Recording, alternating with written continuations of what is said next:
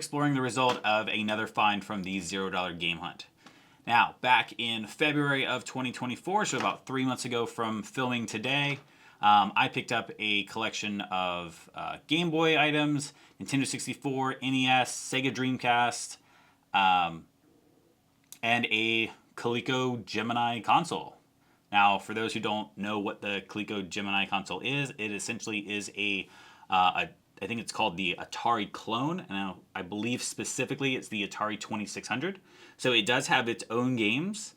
You can see some of these are printed as Coleco, right? There's Donkey Kong, there's Carnival. I know a lot of these aren't the best labels, but the result of this whole action is free. So some of these are badged as Coleco themselves, and we do also have some other games, Miss Pac-Man, Pitfall, Demons to Diamonds. These are all Atari games specifically. For all the things that I picked up and did sell a lot of them, I ended up making $50 on everything. I did collect a few items. There were a lot of original Game Boy games, and some of them were Japanese, but they do play in the Game Boys that I have, so it was definitely a good find. Not some heavy hitters, but the best one I think that I got was Bomberman. There were also some N64 games, not some heavy hitters. I think I got King Griffey Jr. Slugfest. Also got one of the Turoks. I think I got Turok 2 in the black cart. I also did get to keep some of the controllers. These are probably the two good finds of the N64 collection, where it was Atomic Grape, and I can't remember what they call the orange one, but I did get both of those. Just needed to use XYIB. Go ahead and plug them right here. Not a sponsor, just a really cool place to get extra parts. But I did have to get new thumbsticks. I actually replaced them with GameCube thumbsticks. Now, I don't know if everyone is going to agree with me on this, but I think the GameCube thumbsticks are a little shorter, but they just seem to kind of roll a little bit better and have a little bit more thumb traction. That's my own personal opinion.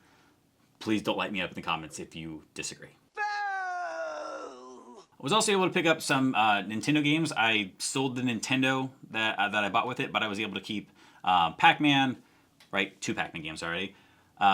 The original Metal Gear, not Metal Gear Solid, but the original Metal Gear, so Metal Gear 1. After everything was said and done, I bought and sold. I got all the parts. I replaced everything that I need to, and I made $50.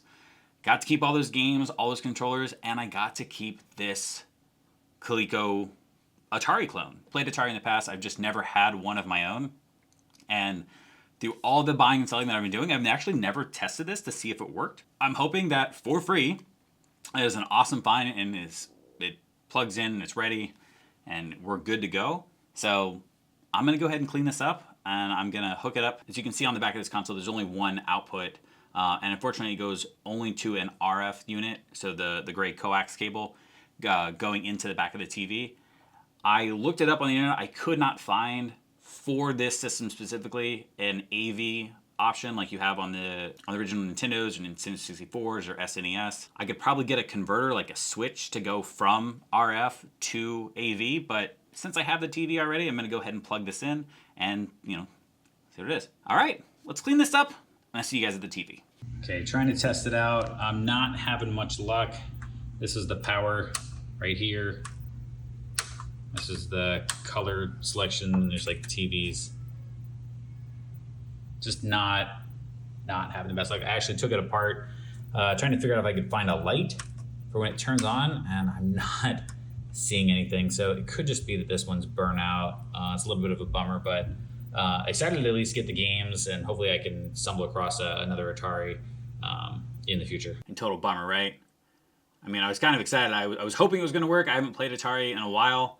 I've been playing some of the throwback games in like arcades or on emulators. I thought this would be really cool to have like the little joystick in my hands. Just goes to show that not everything in the $0 game hunt is always a win. Like I mentioned before, I did make $50 on the original deal. I still do have all of those games. If I pieced them all out, they're worth about $80 to $100 in games.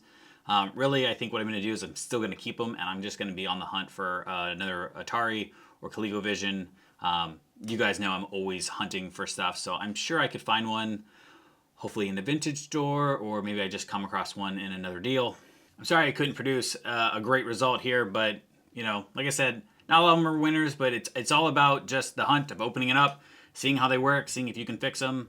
And if you like this video, leave a like. If you like this series and what we're doing with the $0 game hunt, hit the subscribe button. Also hit that bell icon, that way you get notified of when the next videos come out. Got a few more in the pipeline. I just got a $30 Wii bundle, which we'll be flipping and selling and seeing what we can do in that. There's always people posting things on Facebook Marketplace. I'm always posting on Facebook Marketplace looking for deals. And then we'll always be doing some more game hunting. So until then, I've been Rex. You guys have been super cool. Can't wait to see you on the game hunt or in the games. Bye.